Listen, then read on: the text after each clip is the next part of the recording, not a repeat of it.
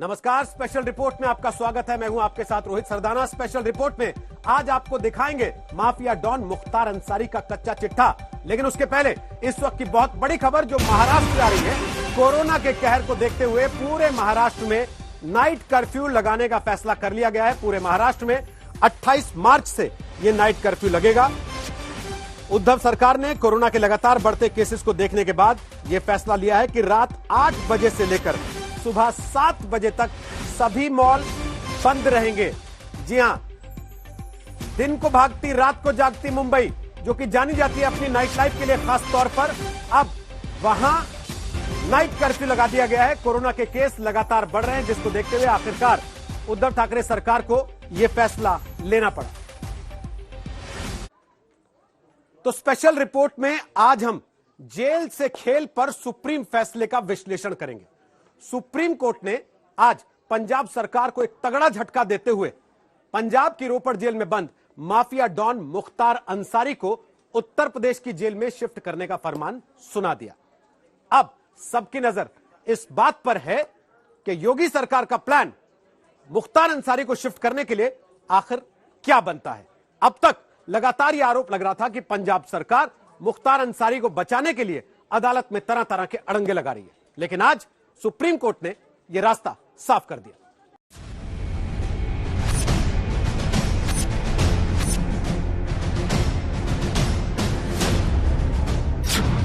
Supreme court का फैसला, मुख्तार को भेजो यूपी की जेल।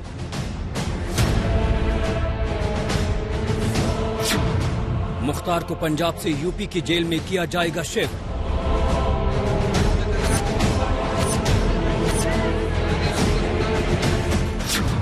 पंजाब जेल में ब्लड प्रेशर और शुगर की दलील हुई फेल।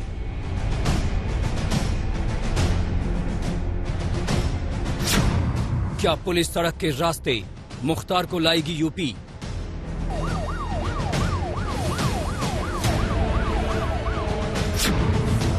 मुख्तार अंसारी को यूपी लाने के पीछे योगी का प्लान।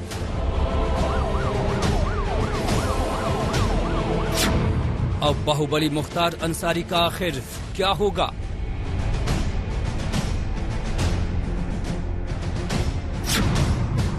नहीं काम आया बहाना, मुख्तार को पड़ेगा यूपी आना।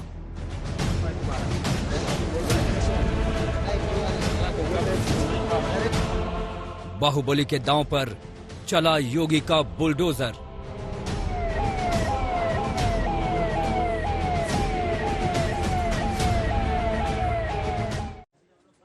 और मुख्तार अंसारी पर सबसे बड़ी खबर इस वक्त यूपी के बांदा से आ रही है। जो खबर है उसके मुताबिक पंजाब की रोपड़ जेल से मुख्तार अंसारी को अब उत्तर प्रदेश के बांदा की जेल में रखा जाएगा। यूपी की पुलिस ने पूरा सुरक्षा चक्रव्यूह मुख्तार अंसारी के लिए तैयार कर लिया है और बहुत जल्दी यूपी पुलिस की टीम मुख्तार अंसारी को लेने के लिए पंजाब के लिए रवाना हो जाएगी। नाम मुख्तार अंसारी, पहचान खादी में माफिया, आरोप दर्जनों संगीन केस, ठिकाना रोपड़ जेल पंजाब। ये बायोडेटा है उत्तर प्रदेश के उस बाहुबली मुख्तार अंसारी का, जिसे लेकर पिछले 2 वर्षों से उत्तर प्रदेश सरकार और पंजाब सरकार के बीच नाक की लड़ाई चल रही थी।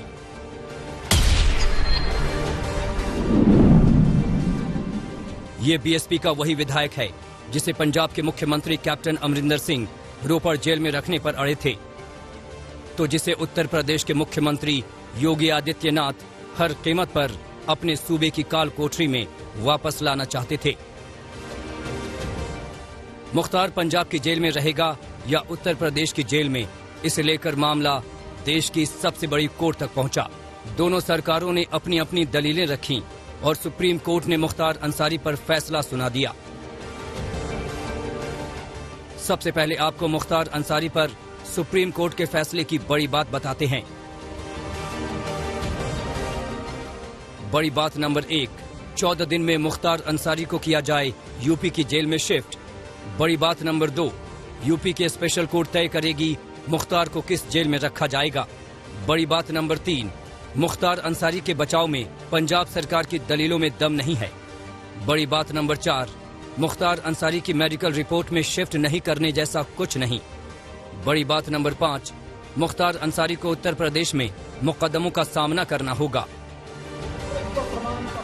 योगी सरकार बार बार पंजाब पर मुख्तार अंसारी को राजनीतिक संरक्षण देने का आरोप लगा रही थी, लेकिन अब कोर्ट के फैसले के बाद ये तय हो गया कि 2 हफ्ते में मुख्तार अंसारी उत्तर प्रदेश की जेल में पहुंच जाएगा। सुप्रीम कोर्ट में सुनवाई के दौरान पक्ष और विपक्ष में जो दलीलें दी गईं, उसे आप सुनेंगे तो तस्वीर पूरी तरह साफ हो जाएगी। पंजाब सरकार के वकील ने दलील दी, मुख्तार अंसारी को शुगर और ब्लड प्रेशर समेत एलर्जी की बीमारी है, लंबा सफर करने के हालात में नहीं है। सुप्रीम कोर्ट ने इस दलील पर कहा, आपकी दलील मुख्तार की मेडिकल रिपोर्ट को सपोर्ट नहीं करती। आपकी दलील कुछ और है और मेडिकल रिपोर्ट कुछ और कह रही है। कोर्ट में मुख्तार अंसारी के वकील ने दलील देते हुए कहा, यूपी की जेल में मुख्तार अंसारी की जान को खतरा है। जेल के अंदर मुन्ना बजरंगी की हत्या हुई। यूपी पुलिस ने गाड़ी पलटाकर विकास दुबे का एनकाउंटर कर दिया। इस दलील के जवाब में यूपी सरकार के वकील ने कहा, बचाव में दी गई ये दलील बकवास है। मुख्तार अंसारी कानूनी कार्रवाई से बचने के लिए रोपड़ जेल में ऐश कर रहा है। हम चाहते हैं कि मुख्तार के साथ साथ पंजाब में दर्ज केस भी उत्तर प्रदेश में ट्रांसफर किए जाएं। सुनवाई के दौरान पंजाब सरकार ने ये दलील दी, मुख्तार अंसारी के सभी केस की सुनवाई वीडियो कॉन्फ्रेंसिंग के जरिए मुमकिन है।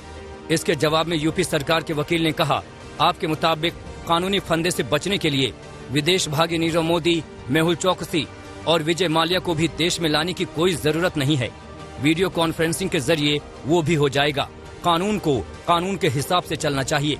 कोर्ट में सुनवाई के दौरान मुख्तार अंसारी के वकील ने एक और दलील देते हुए कहा, मुख्तार अंसारी बहुत मामूली और छोटा इंसान है।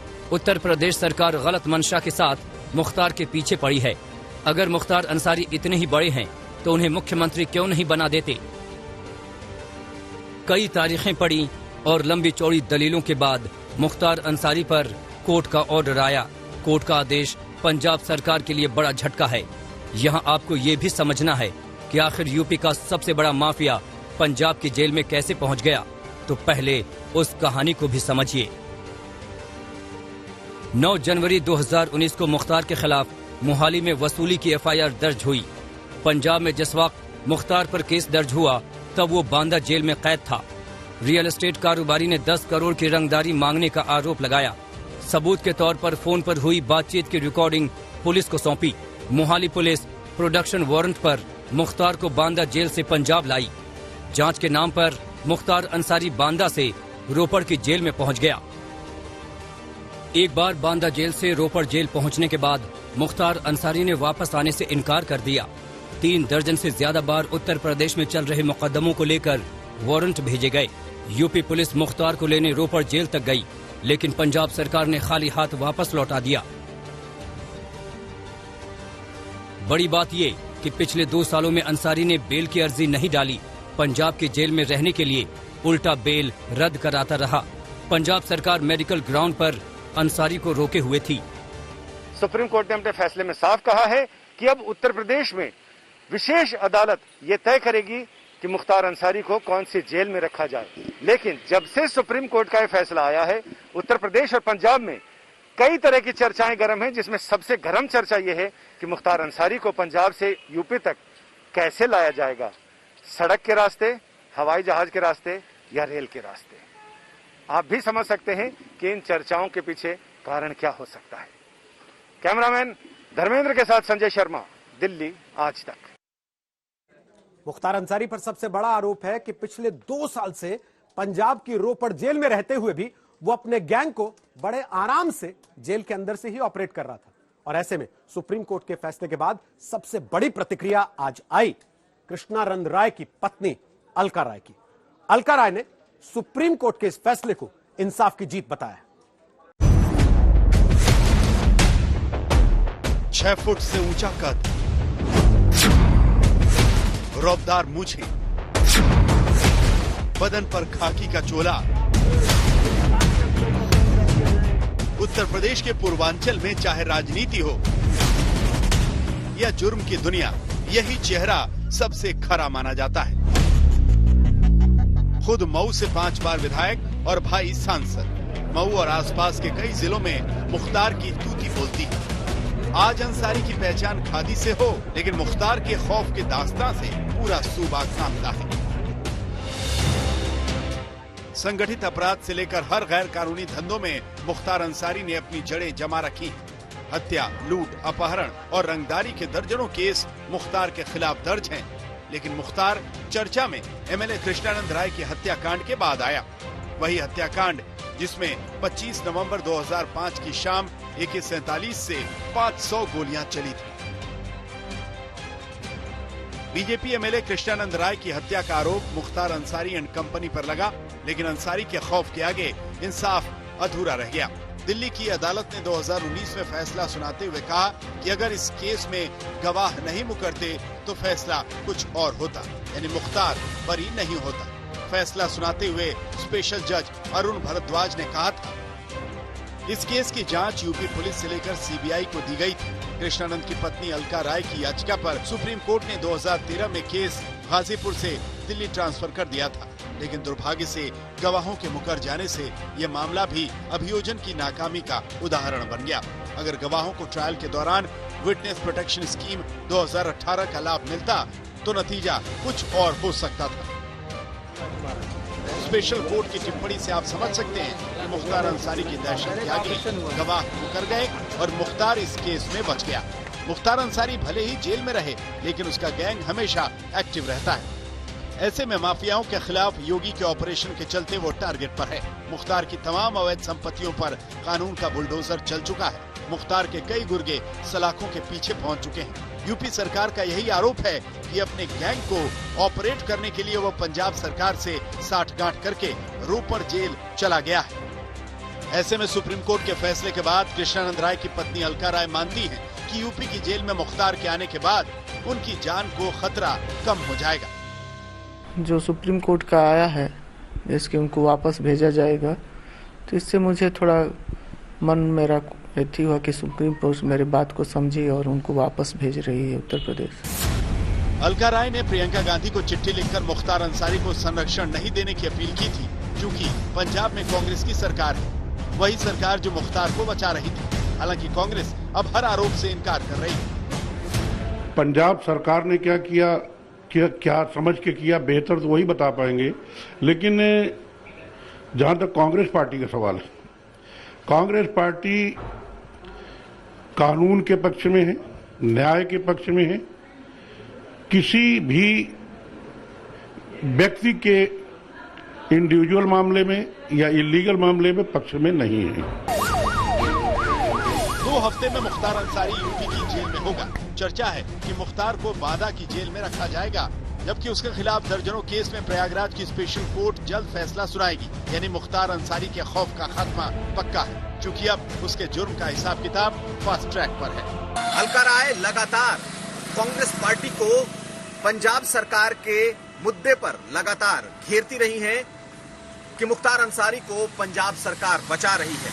और आज जैसे ही ये फैसला आया, एक बार फिर अलका राय ने इस मुद्दे पर कांग्रेस को घेरा, लेकिन साथ साथ सरकार को भी इस बात के लिए धन्यवाद दिया कि आखिरकार मुख्तार अंसारी कई प्रयासों के बाद उसे वापस उत्तर प्रदेश लाया जा रहा है।